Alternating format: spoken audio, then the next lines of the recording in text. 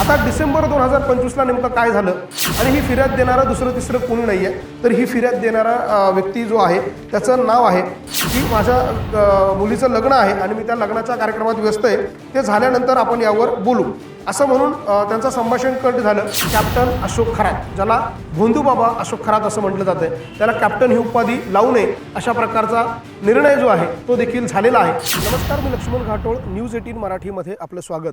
सध्या महाराष्ट्रामध्ये एक प्रकरण गाजतंय, ते प्रकरण आहे भोंदू बाबा अशोक खरात याचं. महाराष्ट्राच्या राजकारणामध्ये खळबळ उडवून देणारं हे प्रकरण सध्या महाराष्ट्रात गाजतंय. राजकारणात यासाठी की या प्रकरणामध्ये अनेक राजकीय नेत्यांचे नावं, फोटो, व्हिडिओ हे देखील समोर आले, त्यामुळे निश्चितपणे हे प्रकरण राजकीयदृष्ट्या तितकंच संवेदनशील झालं आहे. आणि दुसरं म्हणजे अनेक महिलांचं झालेलं लैंगिक शोषण, ज्यामुळे सामाजिकदृष्ट्या देखील हे प्रकरण संवेदनशील झालं आहे. मात्र हे प्रकरण नेमकं काय आहे, हे प्रकरण सुरू कसं झालं, हे प्रकरण कशाशी संबंधित आहे आणि हे प्रकरण बाहेर कसं आलं, हे सगळं आपण विस्तृतपणे समजून घेणार आहोत. त्यासाठी आपण काही तारखा, काही घटनाक्रम हे आपल्याला समजून घ्यावे लागणार आहे आणि त्यानंतर ह्या प्रकरणाचा सविस्तर उलगडा आपल्यासमोर होणार आहे. आता हे प्रकरण सांगत असताना सुरुवात कुठून करायची, तर पहिला मुद्दा म्हणजे कॅप्टन अशोक खरात, ज्याला भोंदू बाबा अशोक खरात असं म्हटलं जातं, त्याला कॅप्टन ही उपाधी लावू नये अशा प्रकारचा निर्णय जो आहे तो देखील झालेला आहे आणि त्याला कॅप्टन म्हणून कुणीही संबोधत नाही. मात्र ह्या अशोक खरातचे कारनामे जर आपण बघितले तर ते धक्कादायक आहे आणि प्रचंड संताप निर्माण करणारे आहे. त्यामुळे याचं हे सगळं प्रकरण काय आहे ते आपण एक एक करून थोडक्यात समजून घेणार आहोत. माझ्या हातामध्ये काही FIR आहेत, काही तक्रारींचे अर्ज आहेत, जे मी तुम्हाला थोडक्यामध्ये वाचून दाखवणार आहे. ज्यामध्ये काही महिला आहेत तक्रारदार, त्यांच्या देखील FIR आपल्याकडे आहे. मात्र त्या महिलांची ओळख पटू नये म्हणून आपण त्यांची नावं या FIRमध्ये जी असलेली नावं आहे ती आपण सांगणार नाही आहोत, हे देखील आपल्याला समजून घेणं महत्त्वाचं आहे. मात्र या प्रकरणामध्ये या प्रकरणाचा सुरुवात कशी झाली हे आपण समजून घेणार आहोत. तर सुरुवातीला एक तारीख आहे, ती तारीख आहे 22/12/2025, म्हणजे डिसेंबर 2025ला या प्रकरणाची सुरुवात झाली. म्हणजे याच्या अगोदर लैंगिक शोषण आहे त्याच्या अगोदर होत होतं. मात्र हे प्रकरण कसं बाहेर यायला लागलं तर त्याची सुरुवात झाली डिसेंबर 2025ला. आता डिसेंबर 2025ला नेमकं काय झालं, तर डिसेंबर 2025ला नाशिक ग्रामीण पोलिसांच्या वाबी पोलीस ठाण्यामध्ये एक फिर्याद देण्यात आलेली होती आणि ही फिर्याद देणारा दुसरं तिसरं कोणी नाही आहे, तर ही फिर्याद देणारा व्यक्ती जो आहे त्याचं नाव आहे अशोक कुमार एकनाथ खरात. त्याची ही फिर्याद आहे. अर्थात अशोक खरातनं एक तक्रार केली आणि एक फिर्याद दिली होती. तो ती फिर्याद का देतोय हे देखील आपण समजून घेणार आहोत. ही फिर्याद आहे खंडणीची, म्हणजे अशोक खरातकडे 2 लोकांनी 5 कोटी रुपयांची खंडणी मागितली असं तो त्या तक्रारीत म्हणतोय. आणि याच तक्रारीनंतर या प्रकरणाची सुरुवात झाली आणि या प्रकरणामध्ये आणखी गोष्टी ज्या आहेत त्या पुढे उलगडत गेल्या. नंतर हा तक्रार देणारा अशोक खरातच आरोपी कसा झाला हे आपण पुढे समजून घेणार आहोत. मात्र ही तारीख लक्षात ठेवा, 25 डिसेंबर 2025ची ही तारीख आहे 22/12/2025. या तारखेला अशोक खरात एक तक्रार देतोय आणि त्या तक्रारीमध्ये दिनेश नानाजी परब राहणार भाईखेडा मुंबई आणि राजेंद्र अशोक जासूद राहणार पुणे या 2 लोकांना तो या ठिकाणी आरोपी करतोय. आणि त्यामध्ये तो तक्रारीमध्ये नेमकं काय म्हणतोय हे आपण समजून घेणार आहोत. तो ह्या फिर्यादीमध्ये असं म्हणतोय की मी अशोक कुमार खरात, वय 67 वर्ष, व्यवसाय सेवानिवृत्त, राहणार मिरगाव तालुका नाशिक असं तो म्हणतोय. आणि पुढे तो त्या तक्रारीमध्ये असं म्हणतोय की मला अचानकपणे एक नंबर त्यांनी त्या तक्रारीमध्ये दिला आहे. या नंबरवरून मला एक व्हॉट्सअप तसेच कॉलिंग करता वापरतो. या सिम कार्डवर माझं नाव आहे. मला एक इसम नामे दिनेश मनाजी परब भाईखेडा मुंबई या सन 2010 पासून मी ओळखतो. त्याचा मुंबई येथे हॉटेल व्यवसाय असून त्यातून त्याची आणि माझी ओळख झाली. तो माझा प्रत्यक्ष तसे अप्रत्यक्षपणे देखील तो माझ्या संपर्कात होता असं तो फिर्यादीत म्हणतोय. आता पुढे तो काही तारखा सांगतोय. दिनांक 22/12/2025 रोजी ते 28/12/2025 रोजी दरम्यान माझा मोबाईल क्रमांक, म्हणजे अशोक खरातचा मोबाईल क्रमांक, या इसमाने नामे मनाजी परब राहणार मुंबई याने त्याचा व्हॉट्सअप क्रमांक त्याने दिला आहे. आणि त्याने त्याच्यामध्ये असं म्हटलं आहे की व्हॉट्सअप चॅटिंगद्वारे, व्हॉईस कॉलद्वारे आमचं बोलणं व्हायचं. त्या दरम्यान मला सांगितले की मला इसम नामे राजेंद्र जासूद याने तुमचे काही महिलांसोबतचे आक्षेपार्ह फोटो माझ्या मोबाईलवर पाठवले आहेत असं सांगून मला त्याने व्हॉट्सअपद्वारे व्ह्यू विन्स, म्हणजे एक वेळा ओपन होणारे जे फोटो असतात ते आपण शेअर करतो, व्ह्यू वन्स या अशा स्वरूपात दिसतील असे 4 फोटो त्याने माझ्या व्हॉट्सअपवर टाकले. ते मी ओपन करून बघितले असता असा अशोक खरात म्हणतो इथे तक्रारीमध्ये. तो म्हणतो ते ओपन करून बघितले असतात त्यात मी उभा असून माझ्या जवळच्या टेबलवर एक स्त्री बसलेली आहे. तिचे दोन्ही पाय माझ्या कमरेजवळ असल्याचे दाखवले आहे. तसेच इतर 3 फोटोंमध्ये देखील वेगवेगळे महिला नग्न अवस्थेमध्ये माझ्याजवळ असल्याचं दाखवण्यात आलं आहे. असे फोटो पाहिल्यानंतर मी व्हॉइस कॉलद्वारे दिनेश परब याच्यासोबत फोनवर बोललो. त्यात त्याने मला सांगितलं की अशा प्रकारचे राजेंद्र जासूद याच्याकडे अजूनही काही फोटो वेगवेगळ्या महिलांसोबतचे आपल्यासोबतचे आहे. ते फोटो समाजात व्हायरल झाल्यास आपली खूप बदनामी होईल. त्याकरता आपल्याला समोरच्या व्यक्तीशी बोलून हा विषय मिटून घ्यावा लागेल. असं कोण अशोक खरातला म्हणतोय तर हा परब नावाचा जो व्यक्ती आहे ज्यांनी अशोक खरातशी संपर्क होता, त्याचा तो मित्र पण होता, तो त्याला सांगतोय की माझ्याकडे अशा स्वरूपाचे खूप फोटो आहे आणि आपली बदनामी होईल म्हणून आपण हे सगळं थांबवायला हवं. त्यावर त्याने असं सांगितलेलं आहे की हे सगळं करायचं असेल तर मग आपल्याला काय करावं लागेल. असं अशोक खरात परबला म्हणतोय की हे सगळं मिटवायचं असेल किंवा हे सगळं थांबवायचं असेल तर आपल्याला काय करावं लागेल. तर त्यावर त्यांनी परबने असं सांगितलं की 5 कोटी रुपयामध्ये आपला विषय सेटल करू. त्यावर मी त्यास म्हणजे अशोक खरात असं म्हणतो, त्यावर मी असं सांगितलं की माझा सदर महिलांशी काही संबंध नाही, त्यांना मी ओळखत नाही, सर्व काही खोटं आहे. त्यावर त्यांनी सांगितले की आपली समाजात इज्जत आहे, या इज्जतीपेक्षा पैसा मोठा नाही. त्यावर मी त्याला असं सांगितलं की माझ्याकडे 1 रुपयाही द्यायला नाही, मी देणार नाही, अशा स्वरूपाचं मी त्याला कळवलं, म्हणजे कॅप्टननी कळवलं. त्यावर त्याने असं सांगितलं की आपली बदनामी होईल, आपण ही काळजीने घेतलं पाहिजे, यासाठी मी तुम्हाला नाशिकला येऊन भेटतो आणि आपण हे प्रकरण सेटल करू. त्यावर अशोक खरात त्याला असं म्हणालेलं आहे की माझ्या मुलीचं लग्न आहे आणि मी त्या लग्नाच्या कार्यक्रमात व्यस्त आहे, ते झाल्यानंतर आपण यावर बोलू, असं म्हणून त्यांचं संभाषण कट झालं. आणि त्यानंतर याच फोनच्या संभाषणाच्या आधारावर, याच संभाषणाच्या चॅटिंगच्या आधारावरती अशोक खरातने या 2 व्यक्तींच्या विरोधामध्ये वावी पोलीस ठाण्यामध्ये ही फिर्याद दाखल केली आणि ज्यामध्ये हा खंडणीचा गुन्हा दाखल करण्यात आला. हा खंडणीचा गुन्हा दाखल केला दिनेश परब आणि राजेंद्र जासूद या मुंबईच्या 2 व्यक्तींच्या विरोधात. इथून या प्रकरणाला सुरुवात झाली डिसेंबर 2025 नंतर. मग त्यानंतर ह्या प्रकरणाचा तपास जो आहे तो पोलिसांकडनं केला जात असताना त्याच वेळेला साधारणतः डिसेंबरमध्ये म्हणजे 2 महिने उलटल्यानंतर एक 18 फेब्रुवारीला शिर्डी पोलीस ठाण्यामध्ये एक तक्रार दाखल झाली. 1 डिसेंबर 2025ला अशोक खरातने 2 लोकांविरोधात खंडणीची तक्रार दिली. जे काही व्हिडिओमध्ये आपण बघितलं, महाराष्ट्राने बघितलं, अगदी तशाच पद्धतीने अशोक खरात देखील मान्य करतो की त्या फोटोंमध्ये ज्या महिलेचा आपण व्हिडिओ व्हायरल झालेला बघितला, अगदी तंतोतंत अशाच स्वरूपाचा फोटो व्हिडिओ हे ते परबने त्याला पाठवलेलं होतं आणि त्यानंतर हे प्रकरण जे आहे ते समोर यायला लागलं. आता 18 फेब्रुवारीला एक तक्रार दाखल झाली. ती तक्रार शिर्डी पोलिसांमध्ये दाखल झाली आणि ही तक्रार कोणी दाखल केली आहे तर कॅप्टन खरातकडे वेगवेगळ्या पूजाविधी करण्यासाठी येणाऱ्या एका महिलेने कॅप्टन खरातच्या ऑफिसमध्ये काम करणाऱ्या ऑफिस बॉयच्या विरोधामध्ये ही तक्रार दिली. ही तक्रार शिर्डीला का दाखल झाली तर ती महिला, तिचं नाव आपण सांगणार नाही, वय वर्ष 24 आहे, ती राहायला अहिल्यानगरची आहे, तिचा पूर्ण पत्ताही आपण सांगणार नाही आहे. आणि ती असं म्हणते आहे त्या तक्रारीमध्ये 3 वर्षांपूर्वी मी नाशिक येथे ओकस प्रॉपर्टीमध्ये व्हिजिटर म्हणून जात होते. तिथे ऑफिस बॉय, नाव त्याचं आपण घेत नाही, तो म्हणून XYZ तो म्हणून काम करत होता. गेल्या 15-20 दिवसांपूर्वी त्याने मला व्हॉट्सअपवर माझा AI जनरेट एक फोटो पाठवला. तो अश्लील होता आणि पाठवलेला फोटो व्हायरल करणार असा मेसेज त्याने केला. सदर फोटोचा मी स्क्रीनशॉट वगैरे काढला, नंतर त्याने तो डिलीट करून टाकला. त्यानंतर मी घाबरली असं ती महिला म्हणते आहे.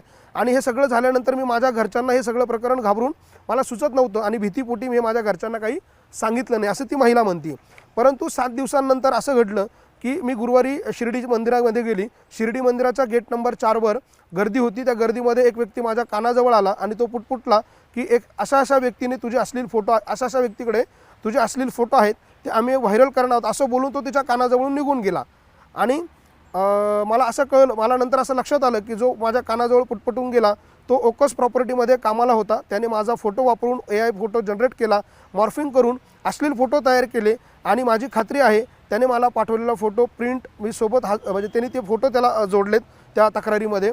आणि 3 वर्षांपूर्वी मी नाशिक येथे ओकस प्रॉपर्टी व्हिजिटर म्हणून जात होते, तेव्हा तो मुलगा तिथे ऑफिस बॉय म्हणून काम करत होता. त्याचं नाव, नंबर तिने सगळे या तक्रारीमध्ये दिलेलं आहे. आणि तो मुलगा जो आहे तो ते सगळे कार्यालयातले तिचे फोटो एडिट करून तिला पैशांसाठी अर्थात तिला धमकावत होता. मग आता ह्या प्रकरणामध्ये ह्या महिलेने ही तक्रार शिर्डी पोलिसांमध्ये दिली होती. आता हे प्रकरण थोडं पुन्हा मागे जायचं आहे.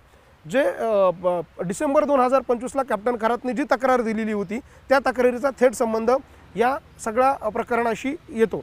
अर्थात अशा स्वरूपाचे काही फोटो, व्हिडिओ हे कुणाकडे होते तर कॅप्टन खरात याच्या ऑफिसमध्ये काम करणारा जो ऑफिस बॉय आहे त्या ऑफिस बॉयचे ऑफिस बॉयकडे हे सगळे फोटो, हे सगळे व्हिडिओ होते. हे त्याने का हे केले होते, जमा केले होते, तर कॅप्टन खरातनं त्याच्याच कुटुंबातल्या एका महिलेसोबत देखील अशाच पद्धतीचं कृत्य केलं होतं आणि त्याचा राग त्याला आलेला होता. आणि त्याच्यामुळे त्याच्या काही एका मित्राच्या मदतीने त्या कॅप्टन खरातच्या ऑफिसमध्ये, अशोक खरातच्या ऑफिसमध्ये, नाशिकच्या कॅनडा कॉर्नरच्या ऑफिसमध्ये त्यांनी एक कॅमेरा लावला छुपा आणि त्या कॅमेऱ्याच्या मदतीने त्यांनी हे सगळं रेकॉर्ड करायला सुरुवात केली. त्याचं कारण होतं की त्याच्याच कुटुंबातल्या एका महिलेसोबत या अशोक खरातने हे सगळं प्रकरण जे अश्लील चाळे किंवा हे सगळं लैंगिक शोषण जे आहे ते त्याने केलेलं होतं. तो राग त्याच्या मनात होता. मात्र तो राग असताना त्याने आता विचार केला की बाबा आपल्याला ह्या सगळ्यातून काय मिळणार आहे किंवा तक्रार करून, तर मग त्यांनी त्याला ब्लॅकमेल करायला सुरुवात केली अशोक खरातला. परंतु अशोक खरातचं प्रचंड राजकीय वरदहस्त होता, राजकीय वजन होतं, पोलिसांबरोबर त्याचे चांगले संबंध होते आणि या सगळ्याच जोरावर, या सगळ्या ताकदीच्या जोरावर अशोक खरातनेच उलट त्या मुलाला या प्रकरणात अडकवायचा प्रयत्न केला आणि ज्यांनी त्याच्याकडे पैसे मागितले त्यांना खंडणीच्या प्रकरणात अडकवलं. आणि दुसरं म्हणजे ही जी महिला आहे, या महिलेने अशोक खरातला सांगितल्यानंतर अशोक खरातने तिला सांगितलं का तू त्या व्यक्तीच्या विरोधात तक्रार दे, बाकीचं मी पुढचं बघून घेतो. मग अशोक खरातने पोलिसांना फोन केला. त्यावेळेला त्याचे पोलिसांचे संबंध अतिशय प्रेमपूर्वक होते आणि त्याचं तेवढं प्रेशर पण होतं आणि त्या प्रेशरवरती पोलिसांनी त्या महिलेची तक्रार शिर्डीत दाखल करून घेतली आणि ह्या प्रकरणाचं सगळं प्रकरण जे आहे ते सुरू झालं. आता ह्या प्रकरणातला सगळ्यात महत्त्वाचा दुवा होता तो म्हणजे हा ऑफिस बॉय नावाचा जो मुलगा आहे. आता तो आणि पहिल्या FIR मध्ये दाखल झालेला जो परब नावाचा व्यक्ती आहे तो आणि हा नातेवाईक आहे ज्यांनी 5 कोटी रुपयांची खंडणी मागितली, तो आणि हा ऑफिस बॉय जो आहे अशोक खरातच्या कार्यालयामध्ये काम करणारा हा नातेवाईक आहे. आणि मग हे सगळं प्रकरण ह्या दोघांनी मिळून हे सुरुवातीला हे प्रकरण खंडणीपासून सुरू झालं आणि हे खंडणीपासून सुरू झालेलं प्रकरण अशोक खरातला असं वाटलं की आपल्या मागे इतका मोठा राजकीय वरदहस्त आहे, मग आपण ही खंडणी तर देणार नाही आणि त्या पलीकडे जाऊन यांना त्या प्रकरणात अडकवू. आणि त्याने ते केलं देखील. 2 जणांना खंडणीच्या प्रकरणात अडकवलं. या ऑफिस बॉयला या महिलेचा लैंगिक अश्लील फोटो व्हायरल केले म्हणून त्या प्रकरणात त्या मुलाला त्या प्रकरणात आता ऑफिस बॉयला अडकवलं आणि त्यांच्यावर गुन्हे दाखल केले. पण आता हे प्रकरण अशोक खरातच्या कसं अंगलट आलं हे आपण समजून घेऊया. आता ही आपण घटनाक्रम बघितले. पहिली तारीख आपण या FIR मधली बघितली ती होती 22/12/2025. त्यानंतर 18 फेब्रुवारीची ह्या महिलेची तक्रार होती आणि आता सुरुवात झाली या महिलेच्या तक्रारीवरून. 18 फेब्रुवारीला जी या महिलेची तक्रार प्राप्त झाली होती तिचा तपास शिर्डी पोलिसांनी सुरू केला होता. आता शिर्डी पोलिसांनी या तपास सुरू केल्यानंतर 7 मार्चला म्हणजे 18 फेब्रुवारीला ही तक्रार दाखल झाली आणि 7 मार्चला पोलिसांना हे लक्षात आलं की हा जो मुलगा आहे याला ज्याला चौकशीसाठी आपण बोलवतोय त्याच्याकडचे व्हिडिओ त्यांनी कलेक्ट करायला सुरुवात केली. त्याच्याकडे काय फोटो आहे किंवा तो कशाच्या आधारावर त्या महिलेला ब्लॅकमेल करतोय हे ज्यावेळेला पोलिसांनी शोधायला सुरुवात केली, शिर्डी पोलिसांनी अर्थात नगर पोलिसांनी, त्यावेळेला पोलिसांनी या व्यक्तीला पहिले जी दुसरी तक्रार होती त्या महिलेची म्हणजे त्या ऑफिस बॉयला ज्यावेळेला ताब्यात घेतलं त्यावेळेला त्याच्याकडनं काही फोटो हे ताब्यात घेतले. आणि पहिली जी कॅप्टन खरातची तक्रार होती जी त्याच्यामध्ये तो फिर्यादी होता अशोक खरात, तर त्या अशोक खरातने ज्यांच्या विरोधात खंडणीचा गुन्हा दाखल केला होता त्यांच्याकडनं पोलिसांनी व्हिडिओ आणि फोटो जमा करायला सुरुवात केली. व ज्या वेळेला त्या खंडणी मागणाऱ्यांकडचे व्हिडिओ पोलिसांच्या ताब्यात आले आणि त्या महिलेला ब्लॅकमेलिंग करणारा जो ऑफिस बॉय आहे त्याच्याकडचे फोटो आणि व्हिडिओ एकत्र केले गेले. हे जवळपास सारखे होते कारण ते दोघं एकमेकाचे नातेवाईक होते. त्यांनी खंडणीसाठी हे सगळं केलं आणि थोडा रागही होता.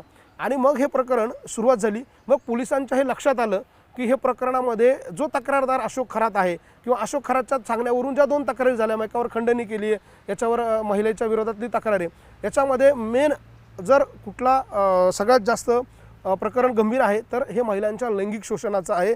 हे अहिल्यानगर पोलिसांच्या लक्षात आलं आणि त्यानंतर या प्रकरणामध्ये अहिल्यानगर पोलिसांच्या या प्रकरणाचा तपास 13 मार्चला म्हणजे 7 मार्चला अहिल्यानगर पोलिसांनी हे सगळे डॉक्युमेंट गोळा करायला सुरुवात केली आणि 13 मार्चला हे सगळं प्रकरण त्या ठिकाणी असलेले पोलीस अधीक्षक जे आहेत सोमनाथ घारगे, हे सोमनाथ घारगे यांच्या लक्षात हे प्रकरण आलं आणि सोमनाथ घारगेंनी हे प्रकरण हाताळायला सुरुवात केली. त्यांच्याकडेही त्यावेळेला हे सगळे व्हिडिओ जे आहे ते आलेले होते आणि त्यांनी या प्रकरणाचा तपास सुरू केला होता आणि हे प्रकरण जे आहे ते जवळपास बाहेर येणार हे निश्चित झालं होतं कारण पोलिसांना व्हिडिओ मिळालेले होते. 1-2 नव्हे तर असंख्य महिलांचं लैंगिक शोषण झालं आहे असं त्या तक्रारी म्हणजे अशोक खरातने जी तक्रार दिली ती तक्रार त्याच्या अंगलट आली आणि पोलिसांच्या तपासामध्ये असं निष्पन्न व्हायला सुरुवात झाली की या प्रकरणामध्ये अशोक खरातच महिलांचं लैंगिक शोषण करतोय आणि लैंगिक शोषण करूनही लैंगिक शोषण करतोय आणि त्याचे व्हिडिओ त्यांना पोलिसांच्या समोर होते आणि ते मॉर्फ केलेले नव्हते, AI जनरेट नव्हते आणि म्हणून पोलिसांनी जे आहे ते अशोक खरातचा या प्रकरणामध्ये उलट तपास सुरू केला आणि जी माहिती मिळते त्या माहितीनुसार 9 मार्चला पोलिसांनी या प्रकरणामध्ये अशोक खरातला आरोपी केलेलं होतं. मात्र हे प्रकरण त्यावेळेला बाहेर जे आहेत ते येऊ दिलं गेलं नाही. 9 मार्चला पोलिसांनी या सगळ्या प्रकरणामध्ये अशोक खरातला आरोपी करायचं हे जवळपास निश्चित केलं होतं. मात्र पुढे काय झालं तर पुढे महिला आयोग याच्यामध्ये उतरला. म्हणजे अर्थात महिला आयोगाच्या अध्यक्ष होत्या रुपाली चाकणकर यांनी राजीनामा दिला. तर मग त्यांचा संबंध या प्रकरणात कसा आला त्यात आपण समजून घ्या. त्यांना राजीनामा का द्यायला लागला तर या प्रकरणामध्ये ज्या वेळेला हे प्रकरण यायला लागलं आणि अशोक खरातची गोष्ट लक्षात आली की आता बाबा या प्रकरणात तक्रार जरी आपण दिली असलो, फिर्यादी जरी असलो तरी ह्या सगळ्या आरोपींकडनं म्हणजे मी दिलेले माझ्या तक्रारीमधले जे आरोपी आहे त्या आरोपींनी सगळी माहिती पोलिसांना दिली, त्यांच्याकडे असलेले सगळे व्हिडिओ पोलिसांना दिले आणि आता या प्रकरणात आपण अडकणार हे अशोक खरातच्या ज्यावेळेला लक्षात आलं त्यावेळेला त्यांनी आपले राजकीय हितसंबंध वापरायला सुरुवात केली. आणि पहिला संबंध त्यांनी कुणाशी वापरला तर रुपाली चाकणकर ज्या आयोगाच्या अध्यक्ष होत्या त्यांच्याकडे त्यांनी मदत मागितली. कदाचित रुपाली चाकणकरांना पुढे जाऊन ह्या प्रकरणामध्ये इतके अंग असतील, एखाद्या महिलेची तक्रार असेल किंवा त्यातून हे वादातून झालं असावं असं कदाचित चाकणकरांना वाटलं असेल आणि म्हणून 16 मार्चला रुपाली चाकणकर यांचा आयोग अहिल्यानगर पोलिसांना एक पत्र लिहितो आणि तो त्या पत्रामध्ये असं म्हणतोय त्या पत्रामध्ये अहिल्यानगर पोलिसांना हे पत्र लिहिल्यानंतर ते असं म्हणतात की या प्रकरणाची दखल सुमोटो आम्ही घेतलेली आहे आणि त्याच्यामध्ये ते पुढारी खबरदार वर्तमानपत्राचा उल्लेख त्यामध्ये करण्यात आला आहे आणि या वर्तमानपत्रात आलेली बातमी खोटी आहे वगैरे वगैरे असं सांगून हे प्रकरण आम्ही तपासू, तुम्ही या प्रकरणात फारसं लक्ष घालू नका असं म्हणून अहिल्यानगर पोलिसांना आयोगाने त्यावेळेला या प्रकरणावर, कारण महिलांशी संबंधित प्रकरण होतं, संवेदनशील होतं आणि म्हणून आयोगाने जे सांगितलं ते पोलिसांनी त्यावेळेला अहिल्यानगरच्या फॉलो केलं आणि त्यानंतर हे प्रकरण पूर्णतः मार्चपर्यंत म्हणजे 7 मार्चपर्यंत हे प्रकरण जे आहे ते पूर्ण थंड वासनात बंद झालेलं होतं. मग आता हे प्रकरण समोर कसं आलं त्याला देखील आणखी एक भाग आहे ते म्हणजे या प्रकरणातले अशोक खरातचे असलेले लोकांचे वेगळे संबंध हे समोर आले. त्यानंतर हे प्रकरण थेट राज्याच्या मुख्यमंत्र्यांकडे गेलं आणि राज्याच्या मुख्यमंत्र्यांनी त्यातलं गांभीर्य ओळखलं आणि त्यानंतर ह्या तक्रारदार कॅप्टन खरात अर्थात अशोक खरातचं कार्यालय कुठे आहे तर ते नाशिकमध्ये आहे, नाशिकच्या कॅनडा कॉर्नर परिसरात आहे. मग त्यावेळेला या प्रकरणामध्ये एंट्री झाली ती नाशिक पोलिसांची.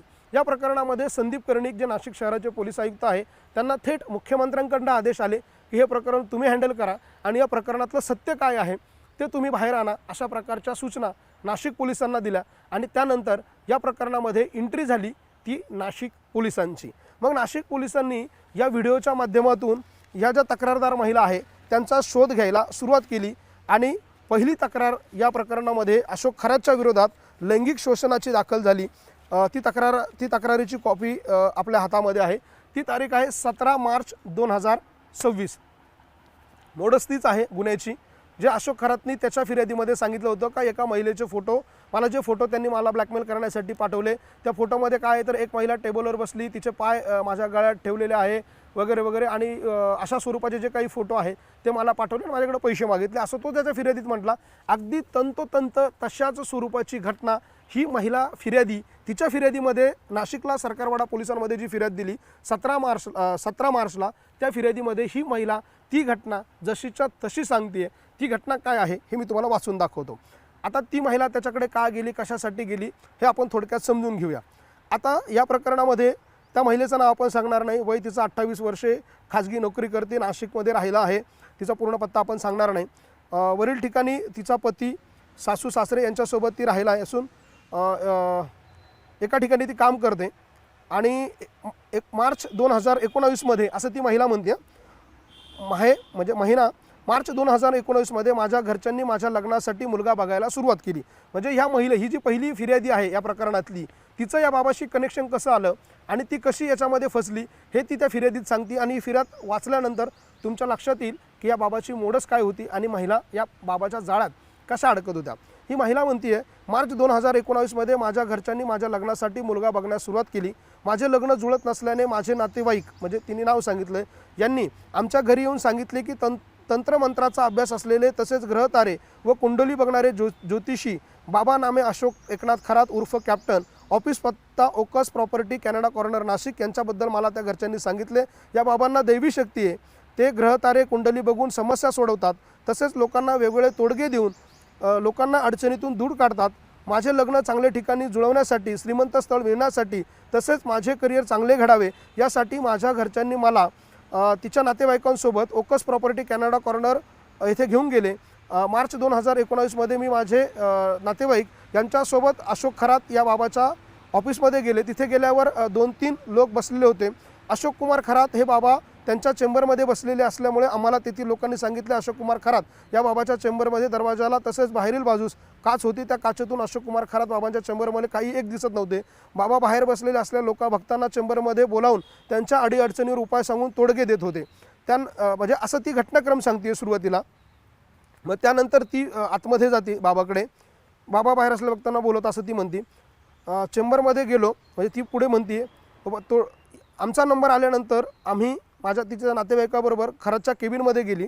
तिथे गेल्यानंतर ते तिचे नातेवाईक त्या बाबाच्या पाया पडले.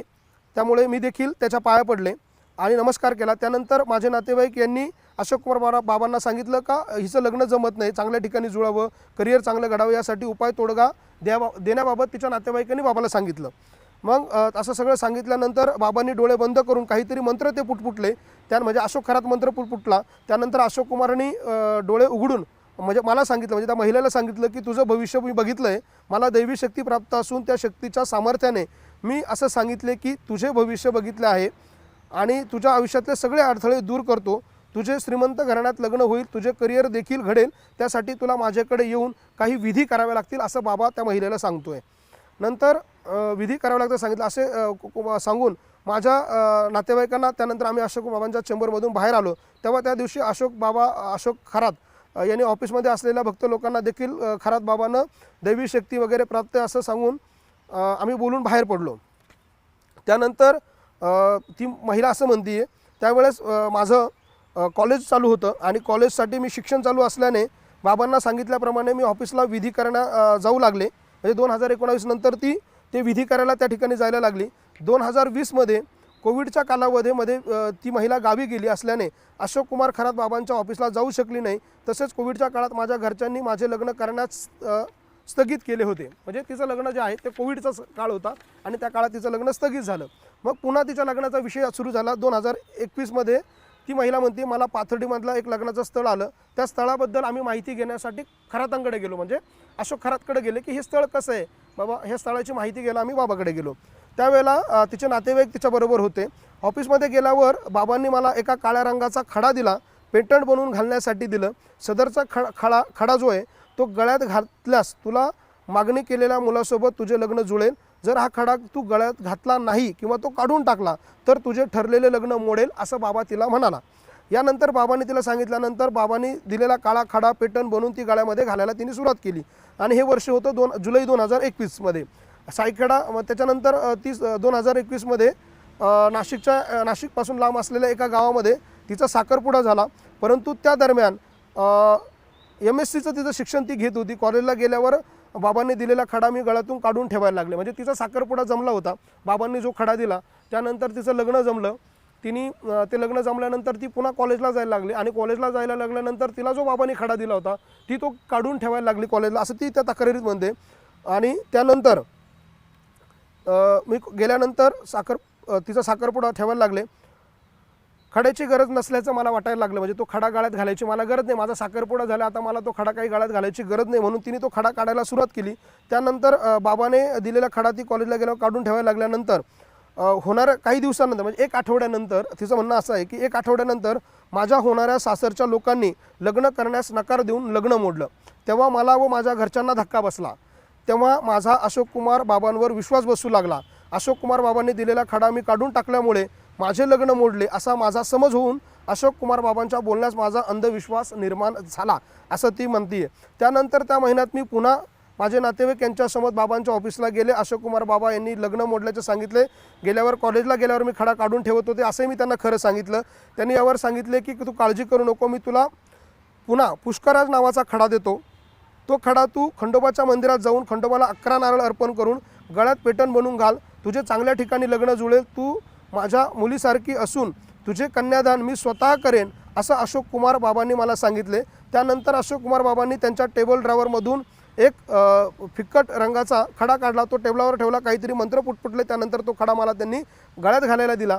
सदरचा खडा मी सिद्ध करून तुला दिला आहे असून हा घातल्यावर तुझे कल्याण होईल असे बाबांनी मला सांगितले. तो खडा दिला. सदरचा खडा दुर्मिळ असल्याचे सांगून बाबांनी आमच्याकडून 50,000 रुपये घेतले आणि ते माझ्या नातेवाईकांनी त्यांना दिले. त्याच्यानंतर आम्ही सिन्नरच्या एका खंडोबा मंदिरात गेलो. त्या ठिकाणी 11 नारळ वर्ग करून तो खडा मी माझ्या गळ्यात घातला. त्यानंतर नोव्हेंबर 2022पर्यंत मला लग्नासाठी वेगळे स्थळे येऊ लागले. जी स्थळे आम्हाला आवडली त्या बाबांच्या ऑफिसमध्ये जाऊन बाबांना विचारत होतो, परंतु बाबा ही स्थळे योग्य नसल्याचे सांगत होते. म्हणजे जे स्थळं येत होते ते देखील त्या बाबाला दाखवले जात होते या महिलेकडून आणि तिच्या नातेवाईकाकडून. त्यातले अनेक जे स्थळं आहे ते बाबा स्वतः रिजेक्ट करत होता. आणि त्यानंतर नोव्हेंबर 2022मध्ये मला नाशिकच्या सिडको परिसरातलं एक स्थळ आलं आणि त्या मुलाकडून मला लग्नाची बोलणी करायला ठरवलं. मग नंतर आम्ही ते फोटो घेऊन पुन्हा कॅप्टनकडे गेलो, म्हणजे खरातकडे गेलो आणि त्यांनी सांगितलं की हा मुलगा लग्नासाठी योग्य आहे, तू याच्याबरोबर लग्न कर, पण त्यासाठी तुला साखरपुडा झाल्यानंतर माझ्या मिरगावमधल्या ईशानेश्वर मंदिरात येऊन तुझ्या आणि तुझ्या होणाऱ्याच्या पतीच्या हातून सिद्धपूजा करावी लागेल असं सांगितले. विश्वास बसला होता. त्यामुळे तसे माझे होणारे पती मिरगाव येथे जाऊन ईशानेश्वर मंदिरात पूजा करण्यात ठरवले. त्यानंतर नोव्हेंबर 2022मध्येच माझा साखरपुडा झाला. साखरपुडा झाल्यावरती खरात बाबांचा आशीर्वाद घेण्याकरता मी माझे पती हे आम्ही बाबाच्या ऑफिसमध्ये गेल्यावर मला ब्राऊन रंगाचा खडा व माझे पतीसाठी हिरव्या रंगाचा खडा पंचधातूमध्ये अंगठीमध्ये घालण्याकरता दिला. या खड्याची प्रत्येकी 14,000 रुपये असे 28,000 रुपये बाबांनी आमच्याकडून घेतले. त्यानंतर एक आठवड्यानंतर बाबांनी मला फोन करून मिरगाव येथील मंदिरात विधी करायला सांगितले आणि विधी केले. पुढे ती असं म्हणती, म्हणजे ह्या महिलेची तक्रार आहे. ऑफिसमध्ये गेल्यानंतर अशोककुमार बाबाला माझ्या चेंबरमध्ये बोलवून घेतले. बाबांनी चेंबरमध्ये बोलवल्यानंतर मला खुर्चीवर बसण्यास सांगितले. त्यानंतर बाबांनी मला प्रसाद म्हणून अगोदर पेढा खायला दिला. त्यानंतर मला त्यांनी एक तांब्यामध्ये एका भांड्यामध्ये असलेलं पाणी जे आहे ते ग्लासमध्ये पिण्यास दिलं. पाणी पिल्यानंतर मला त्या पाण्याची चव खारट व कडवट लागली. पाणी पिल्यानंतर मला पाणी जितकं जास्त प्रमाणात पेशील तितके तुला जास्त शुभफळ भेटेल असं बाबा तिला बोलू लागला.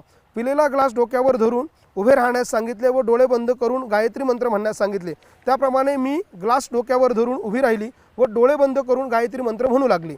त्यानंतर बाबांनी त्यांच्या ऑफिसमध्ये लाईट बंद केली. त्यानंतर अशोककुमार बाबा माझ्या पाठीमागे येऊन उभे राहिले, गायत्री मंत्र म्हणू लागले. त्यांनी मला डोळे बंद करून उभे राहण्यास सांगितले, मंत्र उच्चार थांबवण्यास सांगितले. त्यानंतर बाबांनी माझ्या अंगाला स्पर्श करण्यास सुरुवात केली. इथून त्याचं लैंगिक शोषणाचं जे प्रकरण आहे बाबाचं ते या महिलेसोबतचं जे आहे ते सुरू झालं. अंगाला स्पर्श करण्यात सुरुवात केली व तुला या ठिकाणी दोष आहे असे बोलून अंगावरील सर्व ठिकाणी बाबा स्पर्श करू लागले. त्यानंतर बाबांनी मला पाठीमागून येऊन मिठी मारली. त्यांनी माझ्या नको त्या ठिकाणी स्पर्श करायला सुरुवात केली असं ती म्हणते. बाकी गोष्टी आपण सांगू शकत नाही अशा त्या फिर्यादीमध्ये आहे, त्या देखील आपण फार गोष्टी सांगणार नाही. त्यानंतर बाबांनी पुढे जाऊन मला असं सांगितलं माझ्या कानात की मी श्रीकृष्णाचा अवतार असून तू माझी त्या जन्मातली राधा आहेस असं अशोक खरात त्या महिलेला सांगतोय की मी कृष्ण आहे त्या जन्माचा आणि तू माझी त्या जन्माची राधा आहे. या जन्मात देखील तू माझी प्रियसी म्हणून राहा असे बोलून बाबांनी मला मिठी मारण्याचा प्रयत्न केला. तेव्हा मी बाबांना नकार देऊन पुढे ढकललं, परंतु बाबांनी मला पेढा व कडवट खारट पदार्थ दिले. पेढा खाल्ल्यामुळे पिण्यामुळे माझे डोके जड पडले आणि म्हणण्याप्रमाणे ऐकण्यास भाग पडले. मला जाणवत होते डोकं जड झाल्यानंतर अशोक बाबांनी नकार देत तेव्हा बाबांनी मला धमकी दिली, जर तू माझ्यासोबत प्रेयसी म्हणून राहिली नाहीस तर तुझ्यावर परमेश्वराचा कोप होऊन तुझे पुन्हा लग्न मोडेल. तसेच माझेतील दिव्य शक्ती तुला याद्वारे देऊन एक प्रकारे मी तुला पवित्र करीत आहे. त्यात तू नकार दिल्यास तुझे लग्न मोडेल आणि तुझा होणारा नवरा देखील मरून जाईल नवरा देखील मरून जाईल, तुझे लग्न देखील होणार नाही अशी बाबांनी भीती त्या महिलेला घातली आणि काही प्रतिकार करू शकली नाही. आणि त्यानंतर जे काही बाबांनी केलं ते सगळं असं ती फिर्यादीमध्ये म्हणते. त्यानंतर पुन्हा म्हणते डिसेंबर 2022मध्ये मी माझ्या घरी येऊन मिरगाव मंदिरात सांगितलेल्या पूजा करायला लागले. नंतर पुन्हा अडचणी येतील असे सांगितल्याने घरच्यांनी मी माझे नातेवाईक जे आहेत मिरगाव येथे सिन्नर ईशानेश्वर मंदिरात जाऊन बाबांनी सांगितल्याप्रमाणे पूजा केली. त्यानंतर 29/12/2022 रोजी लग्न झालं. त्यानंतर म्हणजे तिचं लग्न पण झालं. त्याच्यानंतर दिनांक 29/12/2022 रोजी माझं लग्न झालं. त्यानंतर जानेवारीच्या शेवटच्या आठवड्यात बाबांनी माझ्या पतीचा फोन करून जोडीने आशीर्वाद घेण्यासाठी त्यांच्या ऑफिसला बोलवलं आणि असे आम्ही बाबांना आशीर्वाद घेण्यासाठी ऑफिसमध्ये गेलो. तिथे गेल्यावर आम्ही दोघेही बाबांच्या पाया पडलो वगैरे वगैरे ती सांगते. नजर दूर होईल. त्यांनी पुन्हा वडाच्या झाडाच्या ओतण्यात बाबांनी आम्हाला सांगितले. बेडरूममध्ये बेडच्या खालील जमिनीवरील माती किंवा धूळ किंवा कचरा घेऊन येण्यास सांगितले. त्यानंतर अशोक खरात बाबांनी ज्या काही पूजा सांगितल्या त्या त्यांनी केला असे बाबांनी सांगितलं. बाबांवर माझ्या पतीचाही विश्वास बसला. आता विश्वास कसा बसला ते त्यांनी सांगितलं आहे की बाबा त्यांनी काही गोष्टी त्या घरातल्या सांगितल्या का हे असं असं आहे. विश्वास बसला आणि काही एक नसण्याच्या बाबांनी माझे पती बाहेर गेल्यावर मला चेंबरच्या दरवाजाच्या आतमध्ये स्लॅश लॉक करण्यास सांगितले. त्यानंतर बाबांनी मला बाबांच्या भांड्यात असलेले पाणी पुन्हा पिण्यास दिले आणि पूर्वीप्रमाणे गरगरल्यासारखे मळमळल्यासारखे झाले. तेव्हा देखील बाबांनी मला सांगितले की तू हे पाणी जितके जास्त प्रमाणात पिणार तितका तुला शुभफळ भेटेल असे बोलून बाबांनी मला गेलेले ग्लासमधले पाणी पाजले. डोळे बंद करून गायत्री मंत्र म्हणायला लागले. म्हणजे जे पूर्वी त्या महिलेसोबत लग्नाच्या अगोदर ज्या पद्धतीने त्यांनी त्याचं लैंगिक शोषण केलं तसंच लैंगिक शोषण या बाबांनी लग्नानंतर देखील तिच्याशी केलं. ती सांगते ऑफिसमध्ये लाईट बंद करण्यास सांगून येऊन मंत्र म्हणू लागले. त्यानंतर बाबांनी मला पाठीमागून मिठी मारली. पाठीमागून अंगावरती त्यांनी चुंबन घेतलं असं ती म्हणते. त्याच्यानंतर वेगवेगळे तिच्यासोबत अश्लील चाळे सुरू केले आणि त्यामध्ये पण पुन्हा तो तेच म्हणतोय मी कृष्णाचा अवतार असून तू माझी राधा आहे असं सारखं माझ्या कानाजवळ तो बोलत होता. आणि त्यानंतर बाबांनी मला आता तो ती जी काही लैंगिक शोषण जे झालं आहे ती पुढे टप्प्याटप्प्याने सविस्तरपणे सांगते. मग तिचे काय कपडे त्या महिलेचे जे कपडे काढायला सांगितले वगैरे वगैरे हे सगळं त्या महिलेने त्याच्यामध्ये विस्तृतपणे आपलं सांगितलं आहे. आणि माझी इच्छा नसताना त्यांनी माझ्या शरीरामध्ये हे सगळं माझ्या शरीराशी त्यांनी हे सगळं केलं. त्यावेळेला मला रक्तस्राव देखील झाला असं ती म्हणते. मात्र मी हे सगळं माझ्या घरच्यांना सांगू शकली नाही आणि विचाराने मी घाबरलेली होती. या भीतीने बाबांवर लोकांचा खूप विश्वास असल्याने माझे कोणी ऐकून घेणार नाही या भीतीने या विचाराने मी याबाबत काही सांगितले नाही. मी लग्नानंतर डी फार्मसीला ॲडमिशन घेतले होते तेव्हा अशोक कुमार बाबांनी मला फोन करून परीक्षेच्या अगोदर माझ्याकडे आशीर्वाद घेण्यासाठी ये वगैरे वगैरे असं सांगितलं. आणि त्यानंतर देखील बाबांनी माझ्यावर वारंवार बलात्कार केले. अशोक कुमार बाबा सोबत जे करत होते ते माझ्या इच्छेविरुद्ध करत होते. बाबा मला माझ्या नवऱ्याला ठार मारतील व बदनामी करतील म्हणून भीतीपोटी मी हे कोणालाही सांगत नव्हते अशी ही महिला सांगते. म्हणजे 2022 पासून हे प्रकरण 2024पर्यंत सुरू होतं आणि माहे डिसेंबर 2024मध्ये सुरुवातीच्या आठवड्याला म्हणजे या डिसेंबर 2024च्या आठवड्याला माझे पती तिचं नाव त्यांनी सांगितलं यांना फोन करून मला माझ्या दोघांना ऑफिसमध्ये आशीर्वाद घेण्यात बोलवलं, धमकी दिली असं तो म्हणत आहे. आणि बाबांनी नेहमीप्रमाणे माझ्या पतींना ध्यानधारणा करून प्रार्थनेसाठी बाहेर जायला लावलं आणि पुन्हा माझ्यासोबत त्यांनी अत्याचार केला. सन 2023 ते डिसेंबर 2025मध्ये शिक्षण घेत असताना बाबांनी आशीर्वादाच्या नावाखाली मला ऑफिसमध्ये बोलून माझ्यावर वारंवार बलात्कार केला असं ती महिला फिर्यादीत म्हणते. मात्र त्यानंतर 15/3/2026 रोजी म्हणजे या 15 मार्चला 2026च्या या महिलेला या बाबाच्या धार्मिक आस्थेच्या नावाखाली स्त्रियांना व आप्तजनांच्या भीती दाखवून लैंगिक शोषण केल्याचे प्रकरण जे आहे ते मी बघितले. आणि हे प्रकरण माध्यमांद्वारे ज्या वेळेला मला दिसायला लागलं आणि मला हे प्रकरण कळलं त्यावेळेला मात्र मी माझ्या घरच्यांना हे सगळं प्रकरण सांगितलं. म्हणजे तिच्या नातेवाईकांना तिने सांगितलं आणि त्यानंतर या प्रकरणामध्ये ही महिला जी आहे ती तक्रार द्यायला पुढे आली. आणि या प्रकरणामधली पहिली तक्रार जशी आपण ही फिर्याद होती जशीच्या तशी आपण वाचली मात्र त्यामधली आपण नावं टाळली. ही तक्रार आहे 13/3/2026ची ही तक्रार आहे. आणि अगदी सेम हे प्रकरण जसंच्या तसं या बाबांनी जसं घडलं तसं या महिलेने सांगितलं. आणि त्या बाबाची मोडच काय होती ह्या सगळ्या पद्धतीचं लैंगिक शोषण करण्याची हे ह्या महिलेच्या फिर्यादीवरून स्पष्ट होतं आहे की हा बाबा जो आहे तो महिलांना वेगवेगळ्या प्रकारचे दंडेदोरे देत होता. त्यांच्या आयुष्यामध्ये येणाऱ्या अडचणी ज्या आहे त्या दूर करण्यासाठी त्यांना काही मंत्र सांगत होता, पूजा सांगत होता आणि त्याच्या माध्यमातून तो त्या महिलांना आपल्या वशमध्ये करत होता आणि त्यानंतर त्यांचं लैंगिक शोषण करत होता. अशा स्वरूपाची त्याची मोडच या ठिकाणी होती. आता ही पहिली तक्रार दाखल झाल्यानंतर दुसरी तक्रार 21/3/2026ला म्हणजे ह्या तक्रारीने 16 तारखेच्या तक्रारीनंतर 21 तारखेला दुसरी तक्रार दाखल झाली आहे. आता ही तक्रार दुसरी तिसरी कोणाची नाही आहे. ही तक्रार आहे या ऑफिसमध्ये काम करणाऱ्या ऑफिस बॉयच्या पत्नीची. म्हणजे याच्यामध्ये या ऑफिस बॉयच्या पत्नीसोबत देखील या बाबांनी हेच कृत्य केलं आहे जे ह्या पहिल्या तक्रारीमध्ये पहिल्या फिर्यादीमध्ये ज्या महिलेसोबत केलं तेच कृत्य या बाबांनी या फिर्यादीमध्ये देखील त्या महिलेने जी फिर्याद सांगितली आहे त्या फिर्यादीनुसार तेच कृत्य या बाबांनी केलं. आणि या कृत्यामध्ये तर धक्कादायक असं आहे की ही महिला 7 महिन्यांची प्रेग्नेंट होती. असं असताना हा बाबा त्या महिलेला त्या ठिकाणी बोलवतो आणि त्या ठिकाणी बोलवल्यानंतर तिला असं सांगतो की तुझा जो याच्यामध्ये तो म्हणताय तो बाबा असं म्हणतो की 7 महिन्यांच्या गरोदर असताना म्हणजे हा फिर्यादी जो आहे कॅप्टनने मला विचारले पतीला कितवा महिना लागला असं सांगून त्यांनी मला तिथे बोलवलं आणि 7व्या महिन्यात करावी लागणारी विधी करण्यास बोलावलं. म्हणजे 7व्या महिन्यातही मुलाला चांगला मुलगा हवा असेल, सदृढ मुलगा हवा असेल तर 7व्या महिन्यातले काही विधी आहे, मी ते विधी करतो असं सांगून त्या ऑफिस बॉयच्या मुलाला देखील या बाबाने त्या ऑफिसमध्ये महिलेला बोलवलं आणि तिच्यासोबत देखील त्यांनी ज्या पद्धतीची कृत्य पहिल्या फिर्यादीत दिलेल्या फिर्यादी महिलेसोबत केलं तेच कृत्य तो इथे पण करतोय। इथे पण अशोक कुमार खरात या बाबांनी त्याच्या केबिनमध्ये बाहेर येईल, तुम्हाला बाहेर पाठवणं, केबिनमध्ये लाईट बंद करून मला जवळ बोलवून माझ्या डोक्यावरती हात ठेवला, डोळे बंद करायला सांगितले, मी डोळे बंद केले, बाबांनी हे मंत्र बोलायला लागले, बाबांनी मला मिठी मारली, बाबांनी मला मिठीत मारून त्यांचा डावा हात माझ्या छातीवरून पोटावरून फिरवला, तुझे बाळ तपासात आहे असे ते सांगायला लागले। नंतर त्यांनी पुन्हा त्या महिलेबरोबर हे केलं, मी गर्भवती असल्याने, ती महिला असं म्हणते बाबाला, मी गर्भवती असल्याने मला खूप त्रास झाला व मी बाबांचा हात झटकला, त्यानंतर त्यांच्यापासून दूर झाले व रडू लागले। तेव्हा बाबा असे मला सांगितले की आता तू जा व नंतर पुन्हा ये, नंतर म्हणजे त्यांनी धमकी दिली तिला की बाबा हे असं काही केलं, तू बाहेर सांगितलं तर मी असं करेन। ही सर्व हकीकत तिने तिच्या पत्नीला सांगितलं, म्हणजे तो फिर्यादी म्हणतो की त्या पत्नीने मला हे सगळं प्रकरण सगळं सांगितलं आणि त्यानंतर मी हे सगळं डिप्रेशनमध्ये सगळं गेलो आणि नंतर ह्या सगळ्या प्रकरणाची माहिती जी आहे ती मला झाली आणि त्यानंतर ह्या प्रकरणामध्ये या बाबाच्या विरोधातले जे तक्रार आहे ती समोर आली। त्यानंतर हा जो तक्रारदार आहे, म्हणजे ही जी दुसरी तक्रार आहे ज्यामध्ये तो तक्रार तो काय म्हणतोय, ह्या सगळ्या घटना जेव्हा म्हणजे तो ऑफिस बॉय मुलगा जो आहे त्याच्या बायकोबरोबर ज्यावेळेला हे घडलं त्यावेळेला त्यांनी पुढे काय केलं, तो म्हणतो अशोक कुमार बाबा यांच्यासोबत मिरगाव येथील मंदिरात अनेक वेळा जायचो, तेव्हा अशोक कुमार बाबांनी मिरगाव येथील मंदिरात CCTV कॅमेरे लावताना बघितले, मंदिरात येणाऱ्या भाविकांचे अशोक कुमार बाबा रेकॉर्डिंग करत होता। हे बघितल्यानंतर अशोक कुमार खरात बाबांनी सायंकाळी मंदिरात घेतल्यानंतर गुपचूपपणे त्यांच्या पेबीने कोणाला दिसणार नाही अशा पद्धतीने मित्राच्या मदतीने मी CCTV कॅमेरा बसवला, ऑफिस बॉय सांगतोय।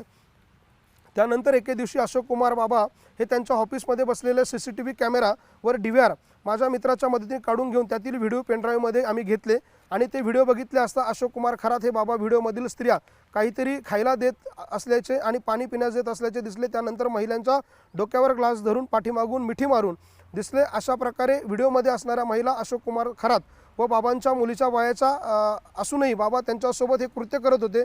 त्यावरून त्या महिलांना अशोक कुमार खरात बाबा काहीतरी गुंगीकारचं औषध देऊन मोहित करून त्यांच्यावर लैंगिक अत्याचार करत असल्याचं मला त्या व्हिडिओतून दिसलं। अशोक कुमार खरात यांचे मला या वरीलप्रमाणे माहिती समजल्यानंतर मी ऑफिसमध्ये कामावर जात होतो। अशोक कुमार खरात यांनी मला त्यांच्यावर लक्ष ठेवायला लागलो, त्यावर खरात बाबांनी मोठमोठ्या लोकांच्या ओळखी व त्यांच्यासोबत उठबस होती, त्यामुळे हे कृत्य बघून अशोक कुमार बाबा खरात सांगितलेली अगोर कामे करण्यास मी नकार दिलो। त्यानंतर त्यांनी मला कामावरून काढून टाकले, 2 महिन्याचा पगार देखील त्यांनी मला दिला नाही असं त्यांनी मला सांगितलं। आणि हाच जो मुलगा आहे त्या महिलेनी ह्या मुलाच्या विरोधामध्ये पहिली जी NC दाखल झाली होती शिर्डीतली ती याच मुलाच्या विरोधात दाखल झालेली होती। आता प्रकरण आपल्या लक्षात आलं असेल की हे प्रकरण आणि ही मोडस नेमकी काय होती, हे प्रकरण बाहेर आणणारा मुलगा नेमका काय होता, त्याच्याबरोबर काय घडलं आणि त्यांनी हे प्रकरण नंतर पोलिसांना का सांगितलं। त्याने बाबाकडे पैसे मागण्याचं कारण होतं की त्याला ऑफिसमधनं कामावरनं काढलेलं होतं, त्याच्या मनात तो राग होता, त्याचा 2 महिन्याचा पगार त्यांनी बुडवलेला होता, त्याच्या कुटुंबातल्या महिलेसोबत देखील बाबांनी ते कृत्य केलेलं होतं आणि हा सगळा राग त्याच्या मनामध्ये होता। म्हणून त्याच्या मित्राच्या मदतीने त्यांनी खंडणी मागितली आणि ती खंडणी मागितल्यानंतर देखील त्यांनी त्या खंडणी मागण्यासाठी ज्यावेळेला आपल्याला बाबाकडून पैसे मिळत नाही त्यावेळेला ज्या महिलांचे फोटो व्हिडिओ आपल्याकडे आहे त्या महिलांकडून त्याने पैसे मागायला सुरुवात केली। मात्र तिथेही बाबांनी आपली ताकद वापरली आणि त्या मुलाच्या विरोधामध्ये तक्रार केली।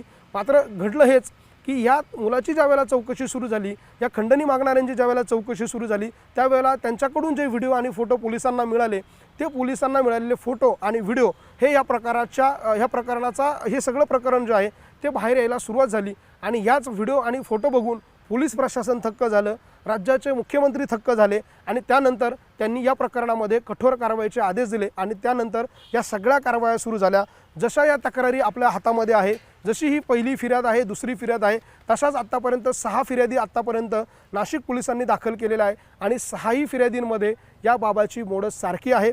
महिलांना त्या ठिकाणी कार्यालयात बोलून घ्यायचं, त्यांना ध्यानधारणेला बसवतो असं सांगून कुटुंबियांना ऑफिसच्या बाहेर बसायला लावायचं, आतमध्ये त्या महिलांबरोबर लैंगिक अत्याचार करायचे। लैंगिक अत्याचार करत असताना माझ्याकडे दैवी शक्ती आहे, मी देवाचं रूप आहे, मी कृष्णाचं रूप आहे आणि माझं तुझ्याबरोबर शरीर संबंध केल्याने तुला हा लाभ होईल, तो लाभ होईल असं त्यांना महिलेला सांगायचं आणि त्या महिलांचा विरोध त्या ठिकाणी मावळवायचा आणि त्यानंतर त्या महिलांचं लैंगिक शोषण करायचं। अशा स्वरूपाची मोडस, सेम मोडस या अशोक खरातची या प्रकरणांमध्ये होती।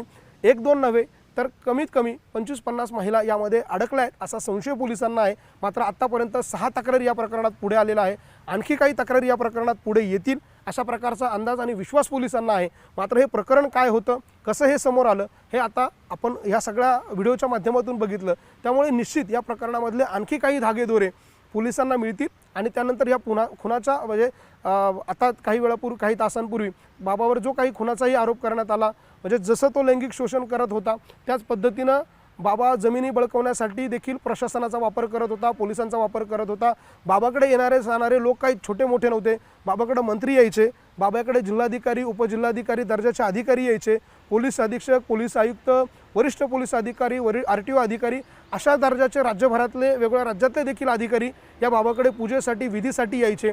अशा प्रकारची माहिती आहे आणि त्यामुळे या बाबाची प्रचंड दहशत होती. या दहशतीच्या जोरावर त्या बाबांनी प्रचंड साम्राज्य उभं केलं. अनेक लोकांच्या जमिनी बळकावल्या, घरं बळकवले आणि जमिनी बळकवत असताना घेत असताना त्याने काही लोकांचे खून देखील केले. असे आरोप देखील आता या बाबावर व्हायला लागलेले आहे आणि त्यामुळे या बाबाच्या गुन्ह्यांची व्याप्ती अत्यंत मोठी आहे. ती हळूहळू पोलिसांच्या तपासात पुढे येईल. मात्र या व्हिडिओच्या माध्यमातून आपण हेच समजून घेण्याचा प्रयत्न केला की बाबाची गुन्हा करण्याची मोडस काय होती, बाबा हे सगळं का करत होता आणि हे प्रकरण बाहेर कसं आलं हे आपण या व्हिडिओच्या माध्यमातून समजून घेण्याचा सविस्तरपणे प्रयत्न केला. आणखी काही माहिती जेव्हा येईल तेव्हा त्यानंतर आपण या प्रकरणातला पुढचा व्हिडिओ बनवू. मात्र तत्पूर्वी आपण हे सगळे प्रकरणं ह्या सगळ्या फिर्यादी वाचल्यानंतर एक गोष्ट लक्षात येईल, बाबाची मोडस या सगळ्या प्रकरणामध्ये सेम होती, सेम महिलांना तो फसवत होता. आता पोलिसांच्या तपासात पुढे काय समोर येतं हे सगळं बघणं महत्त्वाचं असेल. माझा सहकारी व्हिडिओ जर्नलिस्ट हेमंत बागुलसह मी लक्ष्मण घाटोळ, नाशिक.